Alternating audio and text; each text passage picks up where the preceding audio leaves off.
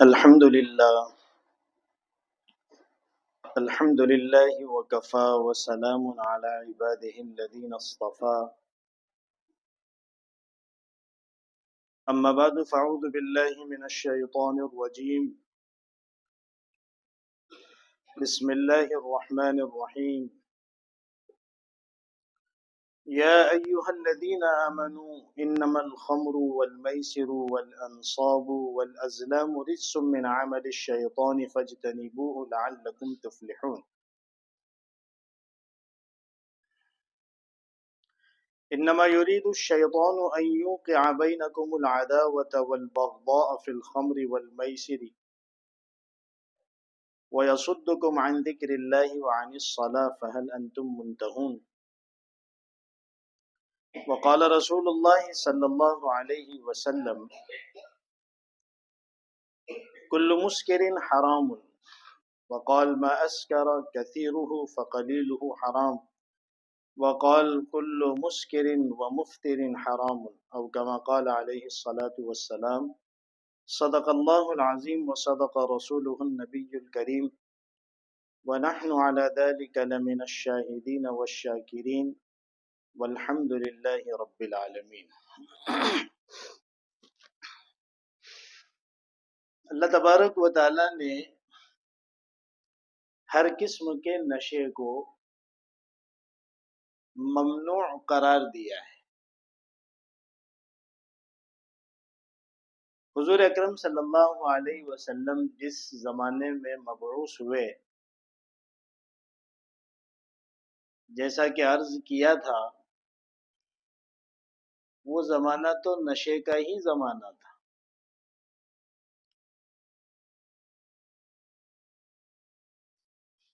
آپ جب مدینہ ہجرت فرما کر گئے اور احکامات اللہ تعالیٰ کی طرف سے آنا شروع ہوئے تو ایک مدت تک نشے کے تعلق سے کوئی حکم نہیں آیا تھا۔ حضرات صحابہ عموماً شراب پیا کرتے تھے کیونکہ اس زمانے میں وہ حلال تھی۔ چونکہ حلال اور حرام کا پورا اختیار اللہ تبارک و تعالیٰ کے پاس ہے، تو اللہ تعالیٰ جب مناسب سمجھتے ہیں، جب اللہ کی حکمت ہوتی ہے، اللہ تعالیٰ کسی چیز کے بارے میں حکم نازل فرماتے ہیں۔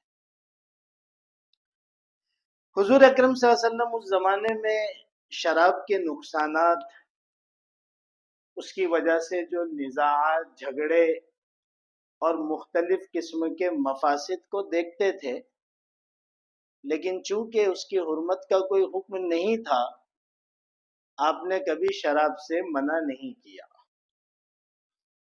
البتہ آپ ہمیشہ اس سے دور رہے، بلکہ ہر اس چیز سے دور رہے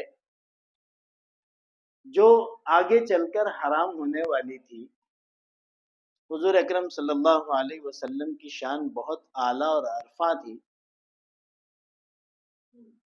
سب سے پہلے جب بعض صحابہ نے اللہ کے رسول صلی اللہ علیہ وسلم سے شراب کے تعلق سے کچھ فرمانے کے لیے کہا تو اللہ تعالیٰ کی طرف سے ایک حکم آیا تھا کہ اس میں نقصان بہت ہے، نفع بہت کم ہے، اور اس کے ذریعے سے ہونے والے گناہ بہت زیادہ ہیں، اور اس کے ذریعے سے پہنچنے والا فائدہ بہت کم ہے۔ یہ پہلا حکم ہے جو اللہ تعالیٰ کی طرف سے اترا تھا، لیکن اس میں صرف ایک مشورہ دیا گیا تھا شراب کے تعلق سے، اس کے حرام ہونے کے تعلق سے کوئی حکم دیا نہیں گیا تھا۔ بعض صحابہ اسی مشورے پر شراب سے دور ہو گئے، لیکن عموماً شراب پینے کا ہی ماحول تھا۔ پھر جیسے میں نے عرض کیا تھا پچھلے جمعہ کہ حضرت عبد الرحمن ابن عوف رضی اللہ تعالیٰ عنہ نے بعض اپنے صحابہ دوستوں کی دعوت کی، دعوت کے بعد شراب کا دور شروع ہوا، اور اسی دوران مغرب کی نماز کا وقت ہو گیا، انہی میں سے ایک کو امام بنایا گیا. امام صاحب نے سورہ فاتحہ کے بعد سورہ کافرون شروع کر دی اور اس کے لا لا میں ہی پھنس گئے اور کچھ کے کچھ پڑھنا شروع کر دیا. تو اللہ تعالیٰ کی طرف سے دوسرا حکم نازل ہوا کہ نماز کے اوقات میں تم شراب کی حالت میں نماز کے قریب بھی نہیں آ سکتے. یہ پہلا حرمت کا حکم نازل ہوا لیکن وہ موقت تھا، ایک وقت کے حد بندی کے ساتھ تھا کہ نماز کے وقت تم نہیں پی سکتے، نماز کی حالت میں تم نشے میں نہیں آ سکتے. تو بہت سارے صحابہ سمجھ گئے کہ جو چیز نماز سے روکنے والی ہو اور جس حالت میں انسان نماز نہیں پڑھ سکتا، جو اللہ کی سب سے محبوب چیز ہے، تو پھر اس میں کوئی خیر نہیں ہو سکتی. تو صحابہ کا ایک طبقہ اس آیت کے نازل ہونے کے بعد کلی طور پر، مکمل طور پر شراب سے دور ہو گیا کہ ہم کو شراب کے پاس جانا ہی نہیں ہے. لیکن اس میں بھی شراب کی حرمت مکمل طور سے نازل نہیں ہوئی تھی، معاملہ اسی طرح سے چلتا رہا. دوسرے بعض صحابہ اب بھی پی رہے تھے. اسی دوران ایک عرصے کے بعد ایک صحابی رسول ہیں حضرت عتبان ابن مالک رضی اللہ تعالی عنہ، انہوں نے چند اپنے دوست صحابہ کی دعوت کی اور اس دعوت میں بڑے بڑے صحابہ موجود تھے جیسے حضرت سعد ابن ابی وقاص رضی اللہ تعالی عنہ. مہاجرین بھی تھے، انصار بھی تھے. دعوت ہو جانے کے بعد اس دور کے دستور کے مطابق شراب کا دور چلا، اور ایک دستور اس زمانے میں یہ بھی تھا کہ کھانے پینے کے بعد وہ لوگ شعر و شاعری کیا کرتے تھے. بڑے فصیح اور بلیغ ہوا کرتے تھے، بڑے شاعر ہوا کرتے تھے، بڑے بڑے ادیب ہوا کرتے تھے. اور پھر اس شعر و شاعری میں ایسے قصیدے بھی ہوتے تھے جس میں وہ اپنے قبیلوں کے، اپنے خاندانوں کے، اپنے خاندان کے بڑے لوگوں کے مفاخر کو بیان کیا کرتے تھے، ان کے کارناموں کو بیان کیا کرتے تھے، اپنے خاندان کی فضیلتوں کو بیان کیا کرتے تھے.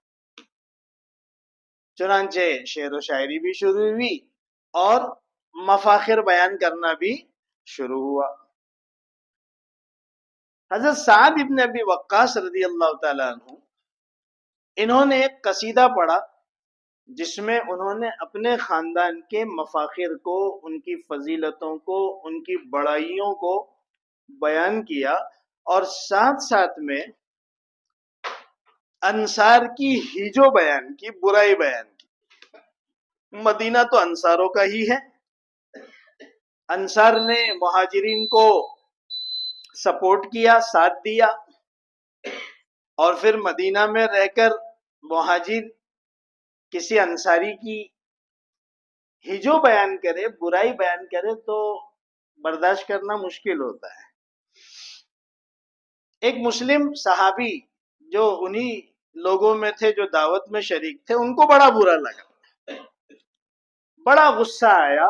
انہوں نے اونٹ کے جبڑے کی ہڈی اٹھا کر زور سے حضرت سعد کے چہرے پر ماری، جو ان کے سر پر جا کر لگی اور زخمی کر دیا، خون بہنے لگا. سب نشے میں ہیں. حضرت سعد ابن ابی وقاص اسی حالت میں اللہ کے رسول صلی اللہ علیہ وسلم کی خدمت میں حاضر ہوئے اور آ کر عرض کیا کہ اللہ کے رسول ایسا ایسا ہوا اور انہوں نے مجھے جو ہے اونٹ کے جبڑے کی ہڈی مار دی اور میرا سر جو ہے پھٹ چکا ہے. حضور اکرم صلی اللہ علیہ وسلم ویسے ہی شراب کے مفاسد اور اس کے مضر اثرات سے پریشان تھے. اس وقت اللہ کے رسول صلی اللہ علیہ وسلم نے اللہ تعالیٰ سے ایک دعا کی، اللہم بین لنا فی الخمر بیانا شافیا، اے اللہ شراب کے بارے میں کوئی واضح حکم دے دیجیے، یا تو ادھر ہو جائے یا ادھر ہو جائے. ایک فائنل حکم جو ہے اللہ تو ہمیں عطا فرما. اس وقت اللہ تعالیٰ کی طرف سے یہی آیت اتری جو میں نے ابھی خطبے میں پڑھی، یا ایھا الذین آمنوا انما الخمر والمیسر والانصاب والازلام رجس من عمل الشیطان فاجتنبوه لعلکم تفلحون، کہ ایمان والو، شراب اور جوا اور انصاب اور ازلام، اس کی تفسیر ہے اس لیے میں یہ لفظی بول رہا ہوں، رجسن، یہ تو گندگی ہے، پاخانہ ہے،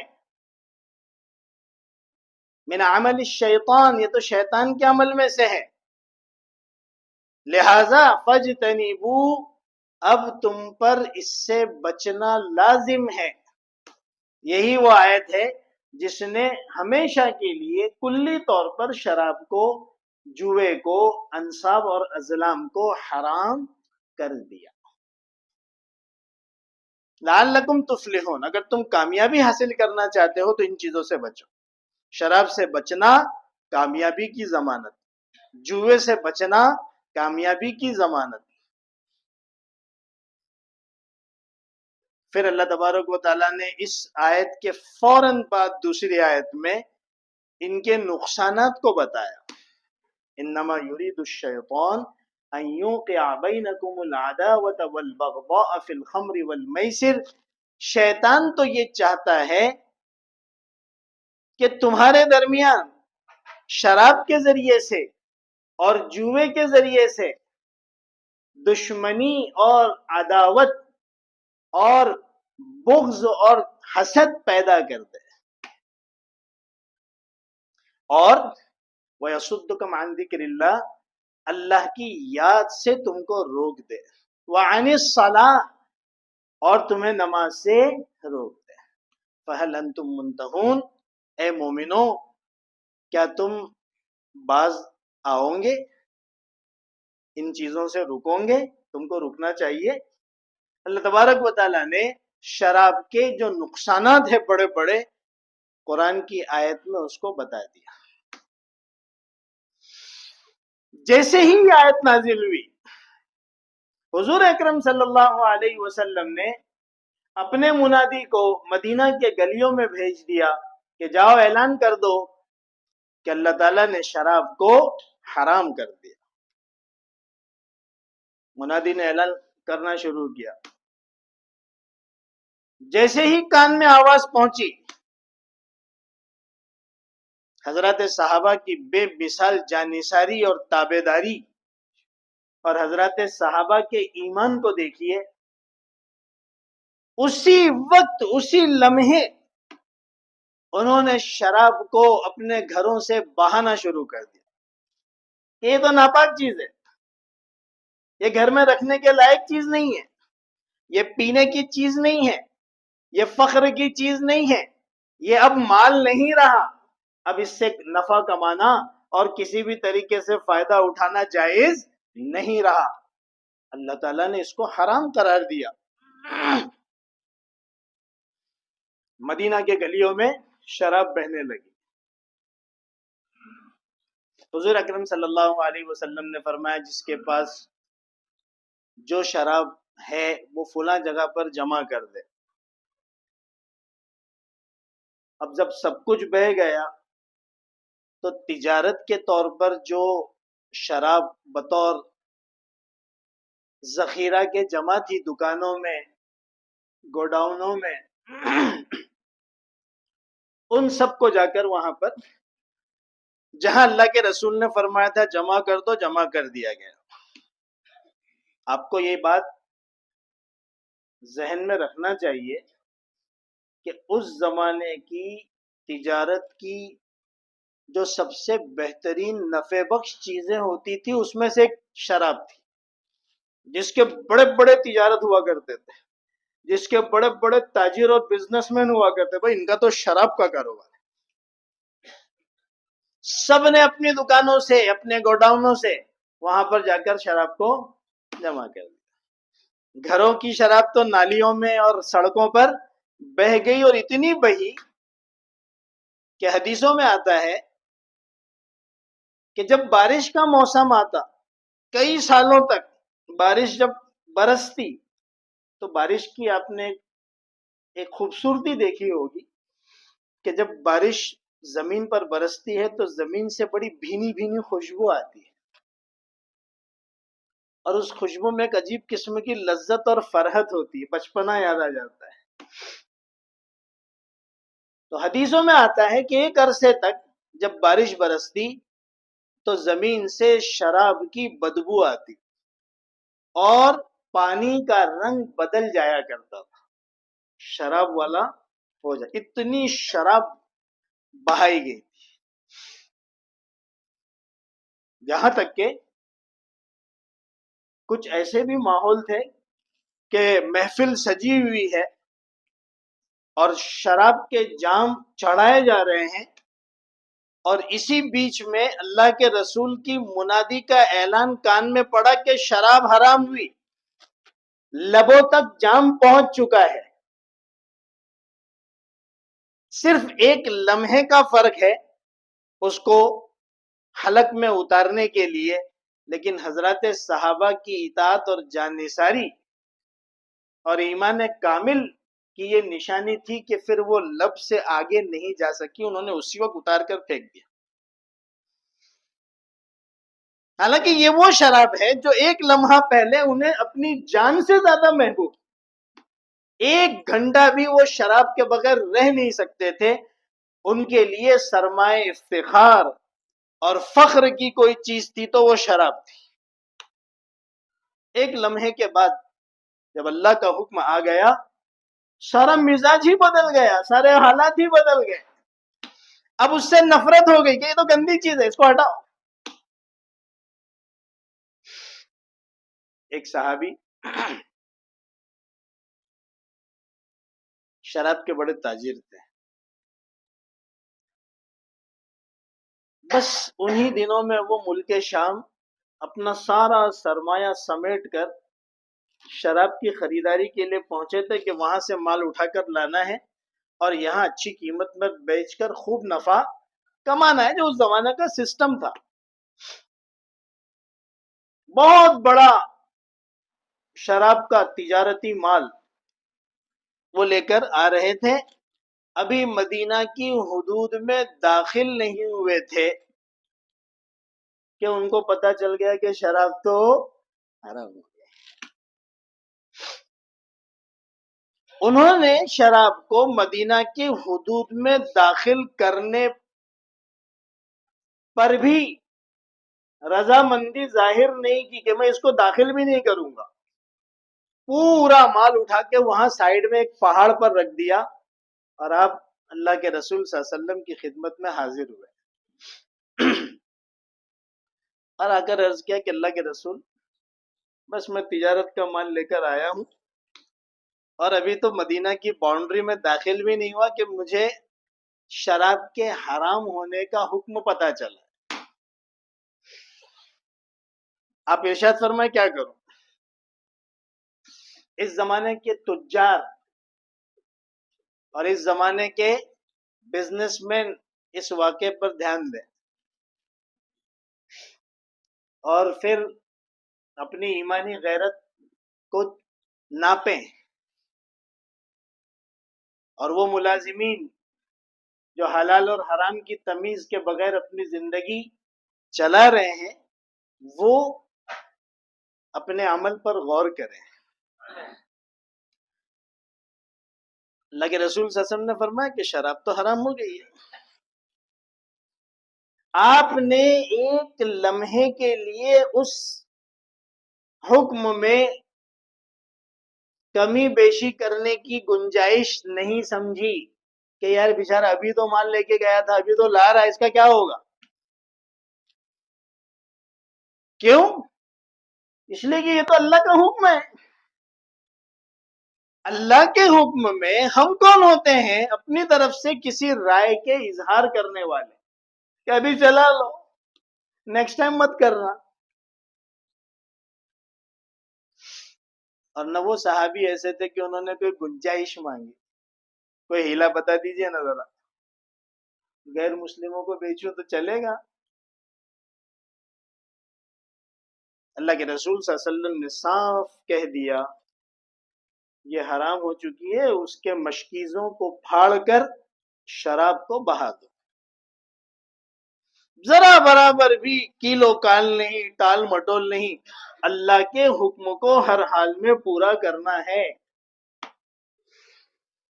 اس مزاج کی ضرورت ہے، اور ایسے مزاج والے مفتیوں کے پاس لوگ جلدی آتے بھی نہیں. فلیکسیبل مفتی چاہیے، کانسٹنٹ نہیں چاہیے. بہرحال انہوں نے سارا شراب بہا دیا جو جمع ہوئے تھے گوڈاؤنوں سے اور دکانوں سے. اللہ کے رسول خود بذات خود تشریف لے گئے اور اپنے ہاتھ سے سارے مشکیزوں کو پھاڑا. بہت مال تھا نا، تو بعض صحابہ کو بھی کہا پھاڑو. اللہ کے حکم کے لیے اگر نقصان کو برداشت کیا جائے تو میں قسم کھا کر قرآن و حدیث کی روشنی میں اور اپنے بزرگوں کے ارشادات کی روشنی میں کہتا ہوں، اور اپنے تجربے کی روشنی میں کہتا ہوں کہ آدمی کو کبھی نقصان نہیں ہوتا. اتنا فائدہ ہوتا ہے کہ شاید وہ اپنی ساری صلاحیت لگا کر بھی کوشش کرتا تو اس کو وہ نہیں ملتا اللہ کے حکم کو پورا کرنے میں. بہا دیا، معاملہ ختم ہو گیا. عجیب بات ہے کہ شراب کے حرام ہونے کے حکم آنے میں تو تدریجی طریقہ اختیار کیا گیا کہ اسٹیپ بائی اسٹیپ اللہ تعالیٰ نے حکم دیا.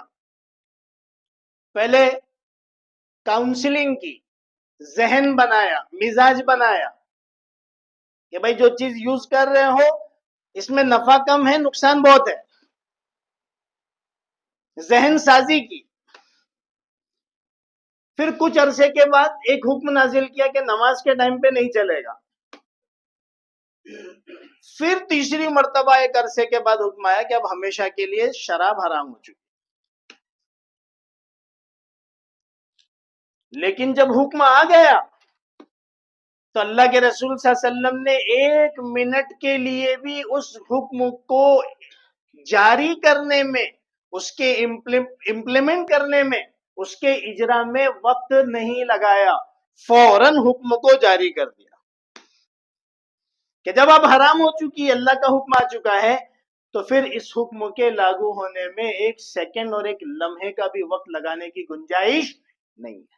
فوراً شراب کی حرمت کے، اس کے نقصانات کے، اس پر جو اللہ کی طرف سے عذاب ہے، اس پر جو اللہ کی طرف سے سزائیں ہیں، اس سلسلے میں ارشادات بیان کرنا شروع کر دیا.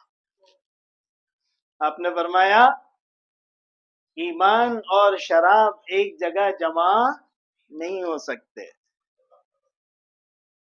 آپ نے فرمایا ہر نشے کی چیز حرام ہے.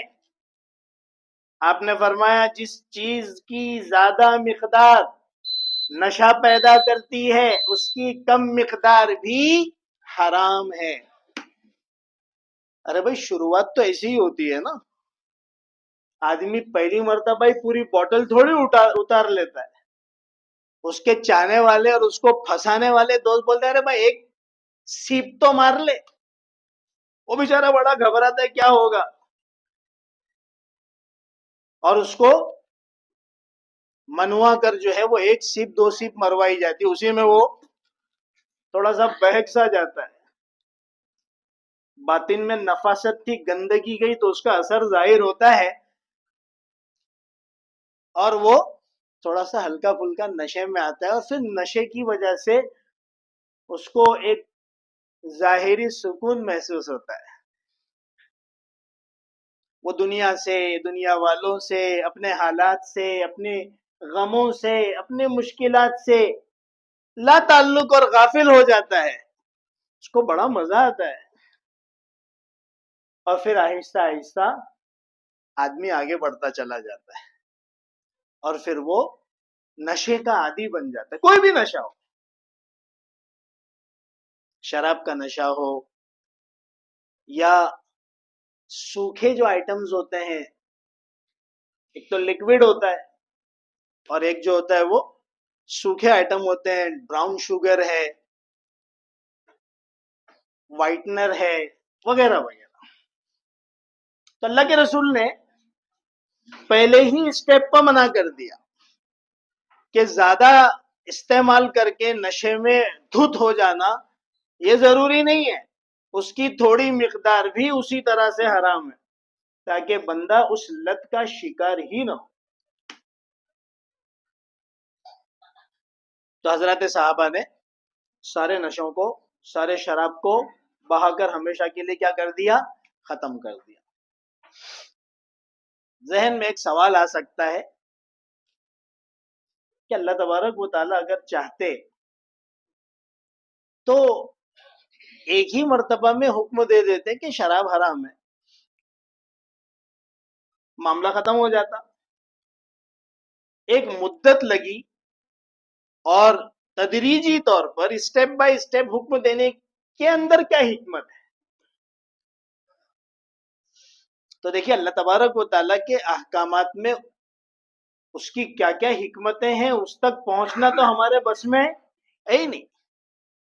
اس کی حکمتوں کو تو وہی جانتے ہیں، لیکن جو حکمت بظاہر سمجھ میں آتی ہے، جو حکمتیں عام طور پر دوسرے احکام میں بھی نظر آتی ہے، جو اللہ تبارک و تعالیٰ کا طریقہ اور آپ کی سنت سمجھ میں آتی ہے، وہ یہ ہے کہ اللہ تعالیٰ بندوں کے مزاج کی اور طبیعتوں کی بڑی رعایت کرتا ہے۔ اللہ تعالیٰ چاہتے ہیں کہ اس کو، اس حکم پر عمل کرنا بہت دشوار نہ ہو، کیا آسانی سے عمل کر لے۔ جو چیزیں عادت والی چیزیں ہیں کہ انسان ان کا عادی بن جاتا ہے، اور اس میں بھی خاص طور پر نشہ، یہ ایسی چیزیں ہیں جس کا چھوڑنا انسان پر بہت دشوار ہوتا ہے، اور ان کو چھڑانا وہ بیچارے چھڑانے والوں پر اور دشوار ہوتا ہے۔ نشہ چیز ایسی ہے۔ اسی وجہ سے عربی میں ایک مقولہ ہے، فطام العادتی اشد من فطام العادتی اشد من فطام الرضاعتی۔ چھوٹا بچہ ہوتا ہے، ماں کا دودھ پیتا ہے، ایک عرصے تک پینے کی وجہ سے وہ ماں کے دودھ کا اس خاص انداز میں پینے کا عادی بن جاتا ہے۔ اب وہ ایک مدت تک ہی پی سکتا ہے، شریعت نے بھی ایک مدت بیان کر دی ہے، اس سے زیادہ تو پی نہیں سکتا۔ تو جو سمجھدار گھرانے والے ہوتے ہیں، دین کے جاننے والے ہوتے ہیں، وہ اس مدت کے آنے سے کچھ عرصہ پہلے ہی اس بچے کو تھوڑا سا عادی بنانا شروع کرتے ہیں کہ بھئی اب ماں کا دودھ چھوڑنا چالو کرے۔ اس وقت اس بچے کی حالت دیکھیے کہ اس کے لیے ماں کا دودھ چھوڑنا کتنا مشکل ہوتا ہے، چلاتا ہے، روتا ہے، کوئی دوسری چیز نہیں لیتا، بوتل لگا اٹھا کے پھینک دیتا ہے، رات رات بھر جگاتا ہے، پریشان کرتا ہے۔ اب اگر ایسے میں ماں اور ماں کے ساتھ اس کا شوہر اور گھر والے بولے رہے کیا مصیبت لگا کے رکھی ہے، پینے دے، تو پھر بچہ جوان ہو جائے گا، ماں کا دودھ نہیں چھوڑے گا۔ میں نے خود وہ واقعہ پڑھا ہے جس میں ایک لڑکی بیچاری وہ اسی طرح کے حالات میں تھی، 17 سے 18 سال کی ہو گئی تھی، جب اس کو وہ چیز اس کے ذہن پر کلک کرتی تو وہ اپنی ماں کے سینے پر چڑھ جاتی اور دودھ پیتی تھی، کیونکہ چھڑایا نہیں گیا وقت پر۔ تو بھلے کتنی بھی مشکلات ہو، کتنا ہی بچہ روئے، گھر والے کتنے ہی تکلیف میں آئے، لیکن ماں بولتی ہے میں تو نہیں پلاؤں، اور یہی طریقہ بھی ہے۔ عربی کے اس مقولے میں یہ بات بتائی گئی ہے کہ جو عادتیں ہوتی ہیں، انسان کو جو عادت لگ جاتی، کسی کو نشے کی عادت لگ گئی، کسی کو نعوذ باللہ کسی اور چیز کی عادت لگ گئی، اس کا چھوڑنا بچے کے ماں کے دودھ کو چھوڑنے سے زیادہ مشکل ہے۔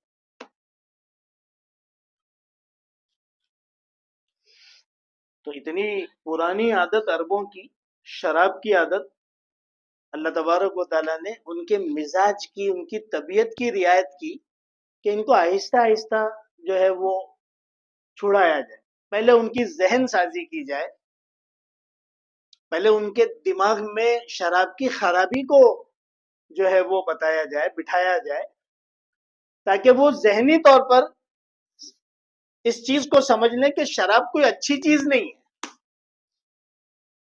کیوں پیتے تھے وہ شراب؟ اللہ نے فرمایا نا کہ اس میں کچھ نفع ہے۔ اللہ نے کیا فرمایا تھا؟ اس میں کچھ نفع ہے، بہت بڑا نقصان ہے، تھوڑا سا فائدہ ہے، بہت سارے گناہ ہیں۔ کیا تھا وہ نفع؟ وہ صرف اتنا سا نفع تھا کہ وقتی طور پر سکون ملتا تھا، جسم کو ظاہری طور پر کچھ فائدہ ہو جاتا تھا، قوت ملتی تھی، اور تیسرا یہ کہ اگر بہت اعلیٰ درجے کی شراب ہو تو آپ کا کلر نکھر جاتا تھا، اس سے زیادہ کوئی فائدہ نہیں تھا، اور اس کے مقابلے میں نقصانات بے شمار تھے۔ اتنے سے نفع کے لیے، اور وہ بھی زیادہ تر وہ تو عربوں کا مزاج آپ کو معلوم ہوگا، وہ جسمانی قوت اور باطنی قوت کے لیے وہ یہ سب چیزیں استعمال کرتے تھے، اس کے علاوہ اور کچھ بھی نہیں۔ تو اللہ تبارک و تعالیٰ نے پہلے ذہن سازی کی، پھر اس کے بعد وقتی طور پر اس کو منع کر دیا کہ نماز کے اوقات میں مت کرو، اور جب ایک وقت گزر گیا، صحابہ کا ذہن بن گیا، تو پھر جا کر شراب کی حرمت کا حکم دیا۔ یہ ہے اللہ تبارک و تعالیٰ کا طریقہ کہ کس طرح اللہ بندوں کے مزاجوں کی اور طبیعتوں کی رعایت کرتے ہیں۔ اللہ فرماتے ہیں نا، لا یکلف اللہ نفسا الا وسعها، اللہ تعالیٰ نے کوئی بھی حکم ایسا نہیں دیا ہے جس کو انسان نہیں کر سکتا۔ کوئی حکم ایسا نہیں ہے جس کے بارے میں انسان یہ کہے کہ بھائی اس کو کرنے کی تو میرے میں طاقت ہی نہیں ہے، مجھ میں تو استطاعت ہی نہیں۔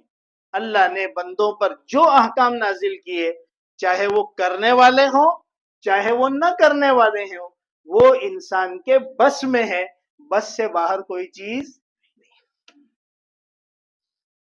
اس طریقے سے اللہ تبارک و تعالیٰ نے شراب کی حرمت نازل فرمائی اور ہمیشہ کے لیے شراب کو حرام قرار دیا۔ لیکن مسئلہ صرف شراب کا نہیں ہے، شراب کے ساتھ بہت ساری ایسی چیزیں ہوتی ہیں جو نشہ پیدا کرنے والی ہیں یا دماغ میں فطور اور خلل پیدا کرنے والی۔ حضور اکرم صلی اللہ علیہ وسلم نے اپنی حدیثوں کے ذریعے سے اس کو بھی صاف کر دیا کہ جس طرح نشہ پیدا کرنے والی چیز حرام ہے، اسی طریقے سے عقل میں خلل، عقل میں فطور پیدا کرنے والی چیز بھی حرام ہے۔ چنانچہ حدیث پاک میں آتا ہے، کل مسکرن و مفترن حرام، ہر نشہ پیدا کرنے والی چیز اور ہر دماغ میں فطور پیدا کرنے والی چیز حرام ہے۔ نشہ کیا ہے، فطور کیا ہے، اور اس کے کیا کیا نقصانات ہیں، ان کو جاننا بھی بہت ضروری ہے، کیونکہ ہمیں اپنے معاشرے کو، اپنی قوم کو، اپنے قوم کے نوجوانوں کو، مردوں کو، عورتوں کو اس سے روکنے کی کوشش کرنا ضروری ہے۔ تو انشاءاللہ اس سلسلے میں آئندہ ہفتے بات کریں گے۔ اللہ تعالی ہم سب کو نشے سے، اس کے نقصانات سے محفوظ فرمائے۔ وآخر دعوانا الحمدللہ رب العالمین۔